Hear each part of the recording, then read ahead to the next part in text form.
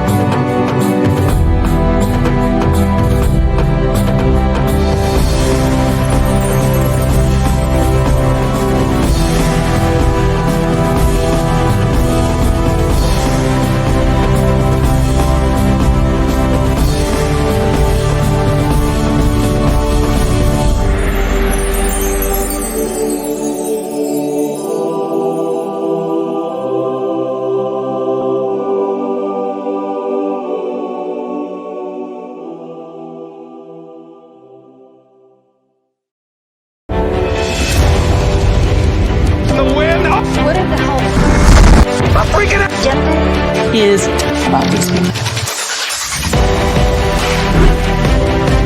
It's always a pleasure coming to you live and direct from the What's poppin'? What's really good? Davis has won it for the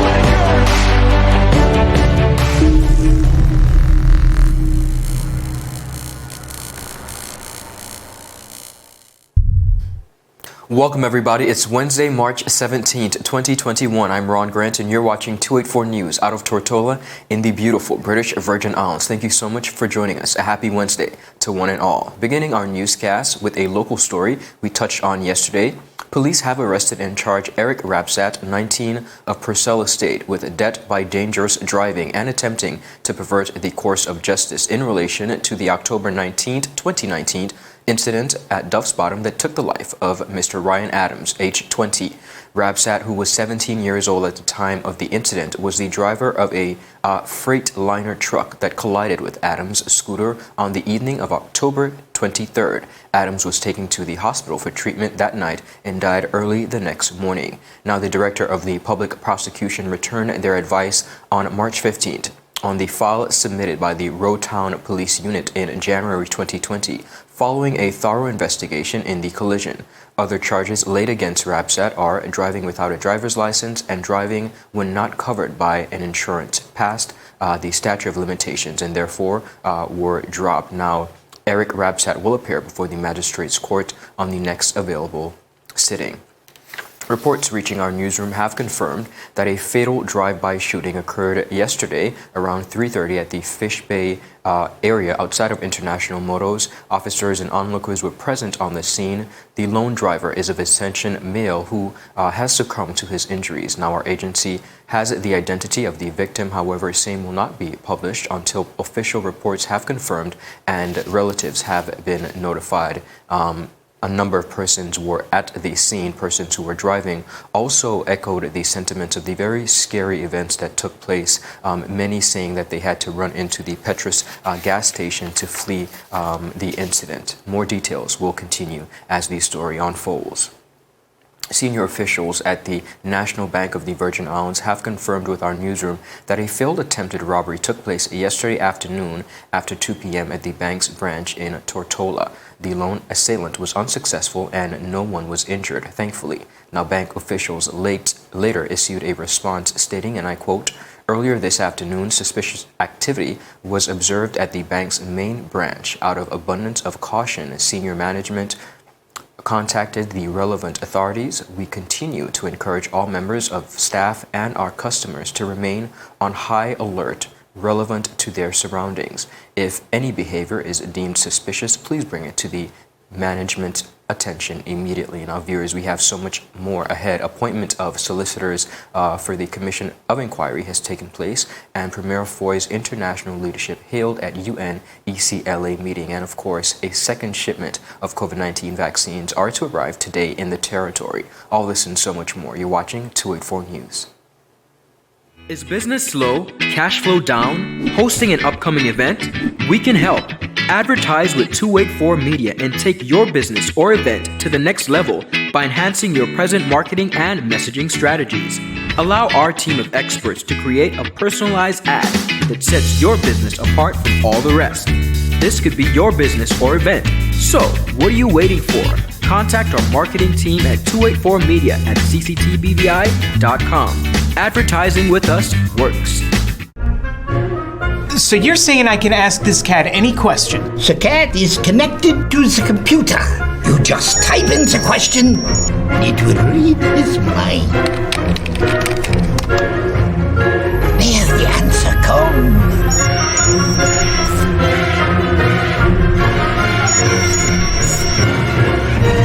You're the man! I've been looking for this for weeks. Viewers, welcome back. Thanks for sticking with us. You're watching 284 News. Continuing on the local scene here in the British Virgin Islands, two solicitors, Mr. Andrew King and Ms. Ria Hawkinson, have been appointed to the Commission of Inquiry's legal team, joining Mr. Bali Rabsatt, counsel to the inquiry. Now, they bring with them a range of relevant knowledge and experience. Mr. King qualified as a solicitor in the private practice in 2009. In 2010, he joined the UK's National Crime Agency, formerly the Serious Organised Crime Agency, until he moved to the UK government legal department, formerly the Treasury's Solicitor Department, in 2014, where he held a number of roles, primarily dealing with the public law litigation. Ms. Hawkinson qualified in private practice in 2012, specializing in childcare and family law. She joined the UK government legal department in 2015 and has extensive experience in public law challenges and more recently with public inquiry work, including Brook House inquiry and infected blood inquiry. Ms. Hawkinson was the solicitor to the Witch Rush Lesson Learned Review. Now, the Commission of Inquiry, which we all know was announced on January 18, 2021, to look into whether or not corruption, abuse of office, or other serious dishonesty may have taken place amongst public, elected, and statutory officials in recent years here in the British Virgin Islands. Sir Gary Hickenberg is the sole commissioner, and we will continue to keep you posted as the territory of the Virgin Islands watches closely the Commission of Inquiry.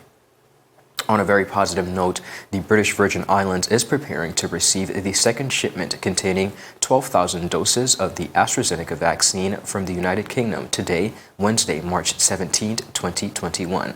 Now, this second shipment from the United Kingdom continues to support the COVID-19 vaccination rollout to combat the COVID-19 pandemic. The official handover is expected to take place this evening, Wednesday, March 17th at 7:30 p.m. at the Terence B. Lethem International Airport. Some of the speakers who will be present are the Honorable Minister for Health and Social Development, Carvin Malone, Premier and Minister of Finance, the Honorable Andrew A. Foy, and of course His Excellency the Governor John J. Ranking. Viewers, still ahead, the Honorable Marlon A. Penn issues a call to action urging National Security Council to address the increased crime in the territory of the Virgin Islands, and Premier Foy's international leadership hailed at UN ECLAC meeting. All this and so much more. You're watching 284 News.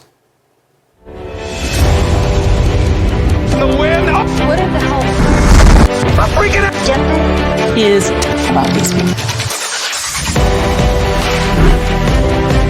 It's always a pleasure coming to you live and direct from the What's poppin'? What's really good? Davis has won it for the Lakers.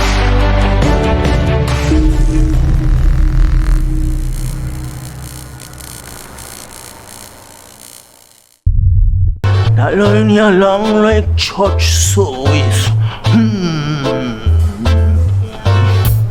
Alright, do enjoy the rest of it then. Next customer line, please. Wait, hold on a second. Yes, Sonny boy, come, yes, Good Sonny. morning. Good morning, Sonny boy. Hold on there. You must have cut front of people. It's okay. I'll take care of it. What? No man to take care of me. How may I assist you? Yes. You want top of power? You want top of power? Join the prepaid party with CCT and enjoy more affordable data plans, more top-up promotions, more savings with hero bundles, and more value for your money each and every Tuesday with Top Up Turn Up Tuesday. Visit a CCT store today or anywhere CCT Top Up is sold and top up your phone. 5, 10, 15, 20, 25, 30. You want top of power? Viewers, welcome back. Thanks for sticking with us. You're watching 284 News out of Tortola in the British Virgin Islands. Continuing on, the leader of Her Majesty's Loyal Opposition, the Honourable Marlon Penn, has issued a statement in regards to the recent gun violence in the territory of the Virgin Islands, in addition to the many criminal activities that have taken place. Now, the District 8 representative began by saying, and I quote, "As our loved ones continue to reel from one crisis to another, I call on the government of the Virgin Islands and the National Security Council to prioritize the safety of its citizens and to take strong and urgent action that will act as a deterrent to every element of criminality, ensure our well-being and protect our economy. The recent acts of murder, robberies, burglaries, gun and drug-related crimes are a cause for concern." Now, Honorable Penn further stated, "Let me make it clear, the National Security Council is responsible for the safety and security of the territory of the Virgin Islands. The members of the National Security Council include the Governor, Premier and Deputy Premier, Commissioner of Police, and Attorney General. Fellow Virgin Islanders, I know the most of you are struggling with your businesses in your daily lives and adjusting to the challenges brought about by COVID-19. He said, he continued, "We know the negative impact that crime can have on our economy and our overall quality of life. I am again appealing to the Premier and his government to deploy whatever resources are needed by the law enforcement to maintain the safety and security of our people and our economy." Now, in closing, the opposition leader shared that he is urging every citizen to do their part in assisting to help to prevent these and solve these acts of crime, and he continues to offer prayerful support to all affected families. He said, "It is with this vein that I urge the Honourable Premier to act with urgency, recognizing the need to serve, honor, and protect our citizens." He said, "We cannot allow the criminal element to overtake the territory. We must act now for the families that grieve the loss of their loved ones, for the future of our young people, and for the peace of mind of every citizen." Now, of course, viewers, the Honourable Leader's statements follows a story that we recently covered where there were 7 reported incidents, some homicides, murders, and unclassified deaths within 6 months. The recent fatality that took place yesterday in Fish Bay now brings that total to 8 incidents in 6 months that have claimed the lives of all young men. We're also following reports of an attempted robbery, alleged attempted robbery, that is, over in Virgin Gorda at the Taddy Bay International Airport. We're still covering and getting stories from that. However, the criminal activities that have continued to really cast a negative spell over the Virgin Islands have seen a number of persons coming to the forefront. Of course, the Honourable Marlon Penn, and most recently the Honourable Melvin Mitch Turnbull, 2nd District Representative, who also issued his statements regarding and denouncing the recent acts of violence. Premier and Minister of Finance, the Honourable Andrew A. Fahie, has been hailed by the United Nations Economic Commission for Latin America and the Caribbean and regional partners for the British Virgin Islands, steadfast international leadership, and for spearheading the first ever high-level meeting of the associate member countries of ECLA and on substantial development. Premier Fahie chaired the virtual meeting in his capacity as Vice Chair of the Caribbean Development and Cooperative Committee.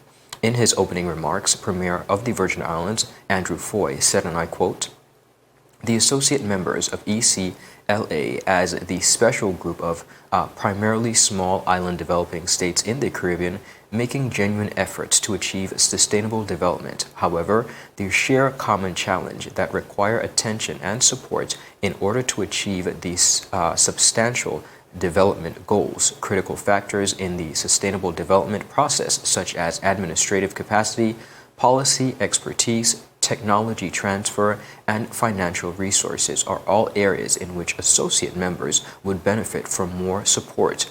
Now, these challenges are now compounded by the pressure on government's end to respond to the COVID-19 pandemic and climate of emergency. He went on to say, "We cannot deny that COVID-19 has been a setback for the 2030 agenda. However, I firmly believe that this is the time to strengthen our resolve and to work even harder to defeat the pandemic and promote sustainable development and green growth." The Executive Secretary of ECLA, Ms. Alicia Bakrina, in her opening statement, commended Premier Fahie for spearheading the high-level meeting to discuss associate members' challenges in the implementation of the 2030 Agenda for Sustainable Development.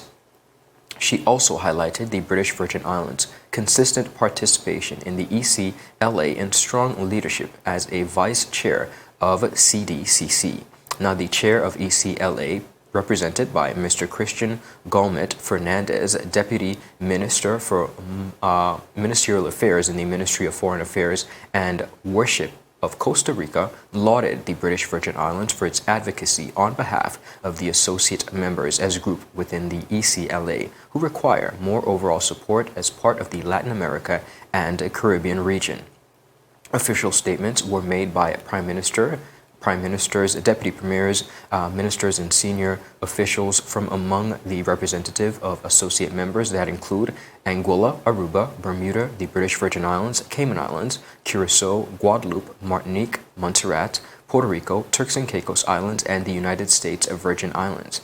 Representative of the Caribbean's three premier regional organizations also made statements on the support of ECLA's associate members, including statements by Secretary General of the Association of Caribbean States, Mr. Rudolph Sobange, CARICOM Assistant Secretary General for Human and Social Development, Mr. Douglas Slaughter, and HE Ambassador Stefan Ferreras, head of the Geneva, and ministers of government from the Belize area and Antigua and Barbuda were also present. Now, additional participants also heard presentations on the circumstances of the associate members and support from the UN system that delivered respective by the director of the ECLA sub-regional headquarters for Caribbean, Mrs. Diane Courtless, and UN resident coordinator for the Eastern Caribbean, Mr. Dieter Trubach. In highlighting the importance of the meeting in his remarks, Premier Fahie said, and I quote, "This meeting is a decisive milestone marking ECLA's renewed engagement with its associate members and the tremendous efforts of Costa Rica as the current chair of ECLA to deepen the illusion and participation of the associate members in the sustainable development of the Latin America and Caribbean region." Now, the high-level meeting viewers of the associate members of ECLA took place on March 15th in the frame of the fourth meeting on the Forum of Latin America and the Caribbean on Sustainable Development, but ahead of the official meeting of the forum from March 16th to the 18th, the meeting's objective was to accelerate the mainstreaming of the associate members of ECLAs into the sustainable development framework of the region. Now, the participants really agreed to meet again in 2021 to discuss associate members' progress achieving the sustainable development goals. Honorable Andrew A. Fahie is currently participating in the fourth meeting of the Forum of the Countries of Latin America and the Caribbean Sustainable Development. His primary delegation includes Deputy Premier and Minister for Education, Dr. the Honorable Natalio De Wheatley, Permanent Secretary in the Premier's Office, Dr. Carolyn Stout O'Neill Morton, Deputy Secretary in the Premier's Office, Mrs. Elvia Smith Maduru, Director of the International Affairs Secretariat, Ms. Najan Christopher, Assistant Secretary for External Affairs, Ms. Dwynell Davis, Program Officer, Ms. Zyra Wheatley, and Special Envoy to the Premier's Office, Mr. Benito Wheatley. Viewers, a very high-level meeting we see where Premier Foy is serving as a Vice Chair and really giving perspective to the way forward. In addition to that, viewers, we had the opportunity today to sit down with the Leader of the Opposition, the Honorable Marlon Penn, on the state of the territory in the Virgin Islands. Now, in that interview, which you can view via our website, the Honorable Leader for the Opposition really touched on a number of aspects. Take a look. A third, I think it is, stimulus in place, support the businesses and the employees and persons on the ground because of the challenges of COVID-19. The BVI is not immune to that. And we have to figure out and find and be creative and find ways where we could get our business community the support that they need and the employees who are struggling tremendously during this period. You spoke recently, sir, about a national tourism plan. To your knowledge, is there a national tourism plan? When you look at the responsibility, the level of responsibility that comes with that portfolio, are we doing enough in establishing a plan? What are your thoughts on whether or not, first of all, do we have one? And if so, what does that look like from your seat? Ron, I know that some significant work started after Hurricanes Irma and Maria under the past administration to get a plan up and running and get a plan moving. For some reason, that work stalled after there was a shift in government. I recently heard the announcement in January where the Premier was saying, January 1 announcement, that he's put in charge the Junior Minister to move a national tourism plan forward. The territory is in urgent need of a national tourism plan, Ron, especially on the heels of what is happening right now. Most of it is self-imposed based on our policies in terms of our tourism sector. The tourism sector needs some sense of guidance. They need to see clear policy positions from the government. And we also need to hear from our tourist board. Tourist board needs to do more in terms of the marketing arm of tourism and give some reassurance to our long-term guests and to persons who would want to be guests of the BVI that BVI is open for business and this is how you can get to the BVI in a more comprehensive. We're not hearing enough from the tourism sector. In particular, Iran, we've seen a recent backlash to BVI on all the discussion boards on social media and the level of follow that has for us as a product. We see where our neighbors in the U.S. Virgin Islands, the harbor is packed with yachts. The moorings just recently went over to St. Thomas, and they're doing very well over in the U.S. Virgin Islands. They have found the balance between health and economics, preserving health and preserving the livelihoods of its people. We have to find a similar balance in the tourism board, and the tourism product has to be marketed in the right way. We have to ensure that we find that balance between our health professionals and our tourism professionals to ensure that our guests, when they come to the BVI, they know that they're safe, but also we could create opportunities economically for our people on the ground who are starved for that opportunity right now. Understood. Now, recently the government announced that there was a significant spike upwardly in the revenue, and you mentioned you had some countering remarks. Tell us about that. Yes, we just recently in a question that I asked in the House of Assembly, Ron, of the Premier in terms of the revenues from 2018, 2019, and 2020. The Premier said that between 2018 and 2019, there was about $1 million increase in revenue.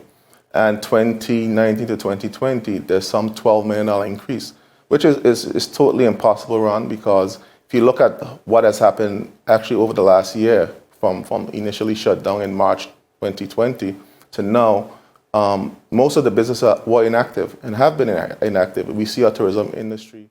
Viewers, earlier this week, we also sat down with Ms. Shana Smith Archer, the chairman of the BVI CCHA, who touched on a number of issues that are continuing to impact the business community in the British Virgin Islands. Now, believe it or not, viewers, it has been a year since the seaports of the Virgin Islands have been closed, a year since businesses have been closed and some not being able to operate. And Ms. Archer really took into perspective the daily struggles that the business community is continuing to see across the Virgin Islands. Now, the BVI CCHA has been operating for some 50 years and serve as the driving force and representative for the business community here in the British Virgin Islands. Here's a little bit about what she had to say.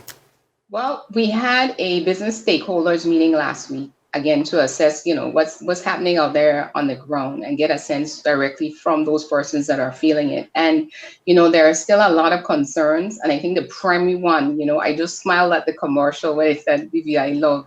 And in a nutshell, businesses are feeling love right now. Okay. For several reasons. And it's something where we come out of, I guess, the firefighting mode of protecting lives. And now we have to basically ramp up our efforts as far as protecting livelihoods, because, businesses are the backbone of the economy. We can't stress that enough. We can't, overstate it, as it were, because we're the ones that are providing employment, we're providing goods, services, we're providing tax revenue, we're providing community service. And it's something that we're being called upon to do regardless of the economic situation, whether it's locally and globally. And we know that we're still in a recession globally and, basically trying to dig our way out of it. And in order to do that, there needs to be a certain environment that supports us, to be able to do business and do it well. So it's something where we're going to continue calling for urgent actions. And, I hope in our conversation today, we really educate the public and raise awareness around, the nuts and bolts of it, because it's not something where we just want to be seen out there making noise. But, the increase in cost doing business is very critical, again, to the success, as just one of the indicators that persons may have heard us recently, raise questions about.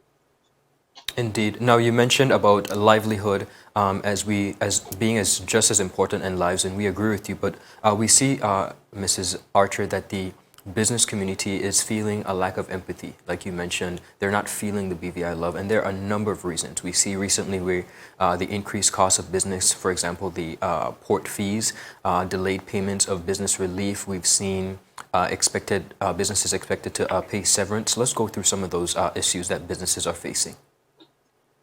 All right. So one of the things that was raised in the discussion on the call, let's start off with, for example, one of the key things. Last year, we advocated for, some kind of business relief, and we were happy that the government made the decision to actually move forward with that. However, the process of rolling that actually out is something that is creating a lot of frustration in terms of persons having received their checks as yet. And this is about, 6 months in, and they are going into debt. That is one of the things that I think is really most concerning for me, where, persons are saying, Shana, I don't know how I'm going to pay the bills. I still have to pay the bank. I still have to pay insurance if they have a property, for example, with a hotel, but there's no revenue coming in.